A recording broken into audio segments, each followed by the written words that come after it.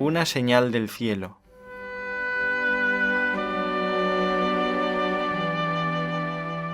Y apareció el padre Guerra, jesuita, pidiendo que le hiciera un esbozo de normas para una posible fundación misionera.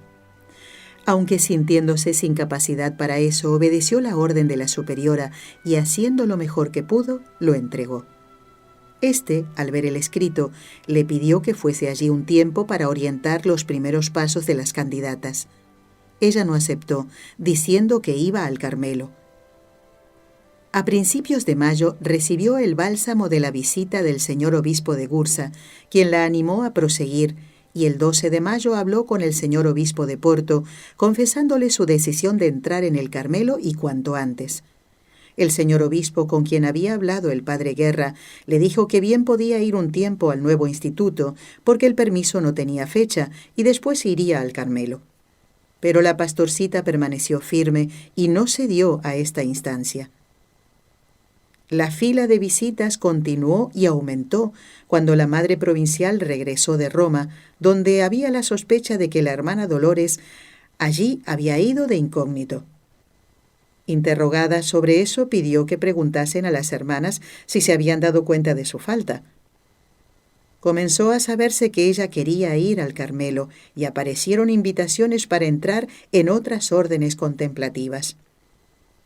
Todo le hacía los días doblemente amargos, porque le costaba ver sufrir y porque también le costaba dejar su cuna de la vida religiosa, pues no fue en vano que allí vivió los años más lozanos de su juventud y allí consagró para siempre su corazón al Señor.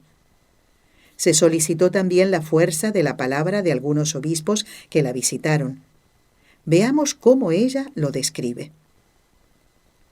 Recurrieron también a la intercesión de algunos prelados para que ejercieran su influencia, cada uno a su manera, como fueron el señor arzobispo de Évora, don Manuel Méndez de Concepción, el señor arzobispo de Mitilene, don Manuel da Trinidad de Salgueiro, el señor obispo de Leiría, que se retractó en sus palabras de apoyo, y el señor obispo de Porto, quien me dijo que la licencia enviada por el Santo Padre no era válida, que había que pedir otra a la Sagrada Congregación, etcétera, etcétera. Pero en medio de todo, yo sentía la gracia de Dios dándome fuerzas y tenía confianza de que llegaría al final. Día 12 de agosto de 1947. Nueva entrevista con el señor don Agostinho, obispo de Porto. Preguntó a la hermana Dolores para qué Carmelo deseaba ir. Ella sugirió el de Viana do Castelo, por estar más retirado. Además de eso, la priora de allí era conocida suya. Pero el prelado quería que quedase en Porto, para lo que encontraba prudente esperar hasta que la comunidad se normalizase, visto que era una fundación todavía reciente y debía renovar y reforzar los elementos comunitarios. La hermana Dolores estuvo de acuerdo con la propuesta, ya que esta priora de Porto también era conocida suya. Solo quería que se resolviesen las cosas con rapidez. El señor obispo, sin embargo, dijo de nuevo que la licencia que tenía no era suficiente. Esta afirmación de que la carta del Santo Padre no era válida para su traslado al Carmelo fue una enorme interrogación para la hermana Dolores. Llega a dudar y pide nuevamente una señal que la oriente en medio de esta noche. Me dirigí al sagrario pidiendo luz y fuerza. Sé, oh mi buen Jesús, que no debemos abusar de tu bondad pidiendo señales, pero no me tomes a mal que, en las circunstancias en que me encuentro, te pida una. ¿Sabes cómo la madre provincial tiene prohibido que me manden hablar a persona alguna de fuera? Pues bien, si hasta el día 15, fiesta de la Asunción de nuestra querida Madre del Cielo, aquí viniese un sacerdote carmelita y me mandaran hablarle, tendré eso como señal cierta de que vos queréis que vaya al Carmelo. Si esto no se diese, entonces, no sé, tal vez por condescendencia con mis superioras desista, no sé, dame luz y fuerza. La respuesta del cielo no se hizo esperar.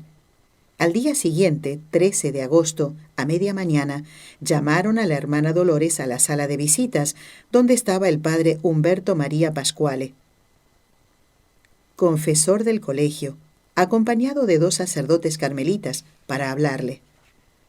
Eran ellos Fray Isidoro de la Virgen del Carmen, que era vicario provincial, ya que el Carmelo portugués está renaciendo al amparo de la provincia de San Joaquín, de Navarra, y Fray Gonzalo de la Virgen del Carmen, ambos españoles. Ella no podía creer lo que veía. El padre Humberto Pascuale, que había aceptado el encargo de confesor del colegio con la condición de poder visitar y hablar con la hermana Lucía cuando quisiese, introdujo a los 2 sacerdotes amigos suyos y los dejó hablando con ella, mientras fue a cumplir su ministerio. Con los 2 carmelitas, la hermana Dolores habló de varios asuntos y, sin revelar nada de sus deseos, preguntó por el estado de los Carmelos, a lo que el padre Isidoro respondió con detalle. Le dio su dirección y se ofreció para lo que ella precisase. ¿Sabría él de los deseos de la pastorcita? Es posible que sí, porque el asunto ya era bastante comentado, pero nada salió a relucir en la conversación. Despedidas las visitas, la pastorcita fue a agradecer a quien le respondió así con tanta claridad. Me dirigí a la capilla para agradecer a nuestro Señor tan rápida y manifiesta respuesta que en esta ocasión y circunstancias para mí significaba casi un milagro. Ya no habrá nada que me haga desistir. Oh, no, ahora tengo la certeza de que esta es vuestra voluntad, mi buen Jesús. Muchas gracias. Confiada en la protección del corazón inmaculado de María, esperó la hora de Dios en paz. Estaba en la cruz, pero estaba en paz, porque buscaba con verdad la voluntad de Dios.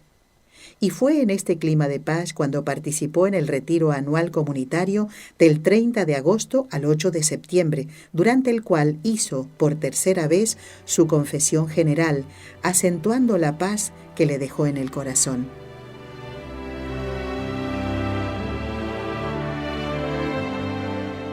La elección del Carmelo donde entrar.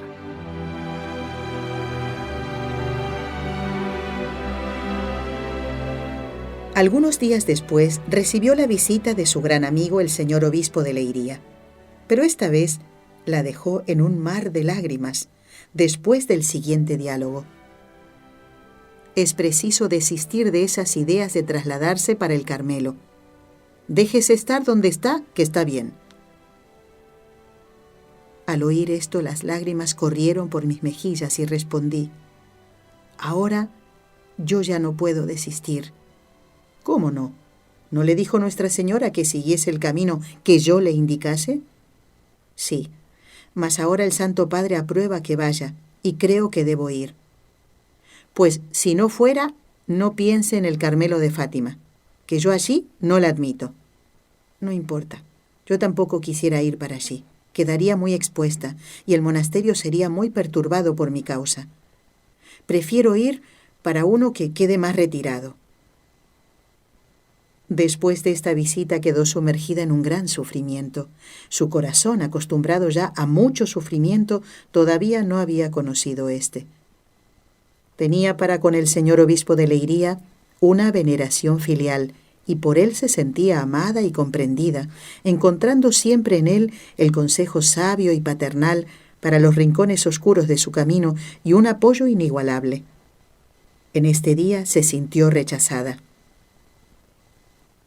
Me hizo recordar a los padres que rechazan a las hijas cuando ellas se portan mal o se obstinan en querer dar pasos en falso.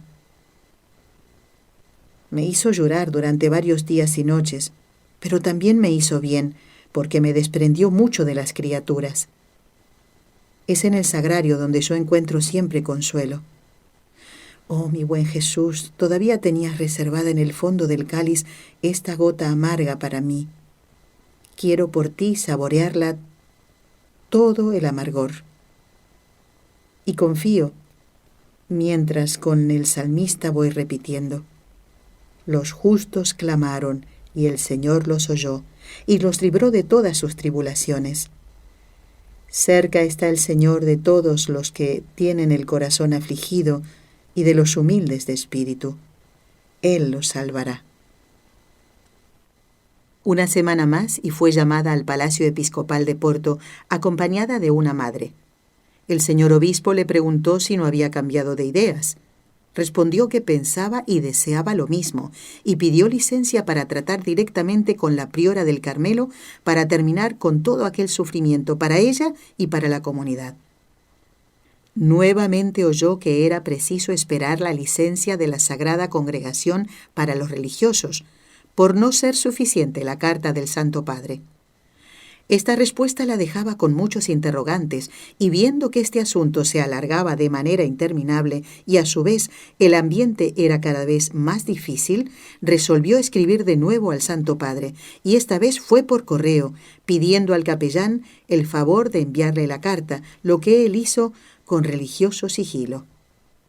Era finales de octubre de 1947. En enero del año siguiente, durante la visita canónica a la comunidad, habló nuevamente con el señor obispo de Porto, quien le dijo, una vez más, que era preciso esperar y que todavía no había entregado a la priora del Carmelo la carta que en octubre había mandado escribir a la hermana Dolores pidiendo su admisión en el monasterio. Anclada en la oración, donde iba a obtener fuerzas para mantenerse serena en medio de la tempestad, continuaba su vida normal, cumpliendo sus deberes como si nada pasase y atenta a quien a su lado necesitase de ayuda. Un día, durante el recreo, vio que una postulante estaba muy llorosa, pues deseaba quedar en el instituto, pero estando de salud muy débil, veía como cierto que la iban a despedir. La hermana Lucía se aproximó a ella y la consoló, exhortándola a la confianza. Después la invitó a hacer con ella una novena a Nuestra Señora, acordando quedar para eso las dos en la capilla al final de la visita al Santísimo Sacramento. Una hermana que presenció la escena fue muy admirada y edificada a decir a la superiora que al final a la hermana Dolores hasta le gustaba el instituto, pues se ofreció para ayudar a la postulante a pedir la gracia de la perseverancia. Y la postulante recobró la salud y perseveró. Como actividad del Colegio de Sardao hicieron allí una exposición que duró algunos días. Hubo mucho movimiento y por eso más trabajo. Como es habitual, cuando llegan visitas para hospedarse y las dependencias no son bastantes, quien es de casa cede el lugar a quien viene de fuera. Así ocurrió aquí, y a la hermana Dolores también se le pidió ceder su habitación. Se acomodó en una pequeña habitación donde solían guardar los cubos de basura y las escobas. Esa habitación tenía una ventana en forma de trampilla, que abría para el tejado y como raramente usaban esa ventana, era difícil de cerrar. Sucedió que una de esas noches hubo tempestad. Hacía corriente de aire y entró lluvia. Ella se acercó a un rincón para estar más abrigada, pero contrajo una fuerte gripe, con fiebre alta y afonía. Al mismo tiempo, con la garganta inflamada, comenzó a tener también fuertes dolores de dientes. Cuando bajó la temperatura, fue al dentista. La sentencia del doctor Alcino Magaláes fue fatal. Tenía que extraer todos los dientes y poner una prótesis. El médico se ofreció para hacerle todo el tratamiento gratuito, y enseguida le quitó 2 dientes. Volvería 3 días después para continuar limpiando la boca. El día 29 de febrero de 1948 llegaba a Eleixoe la imagen de Nuestra Señora de Fátima peregrina, de vuelta de su primera jornada por el mundo, y traía en su regazo materno la respuesta deseada para su pastorcita.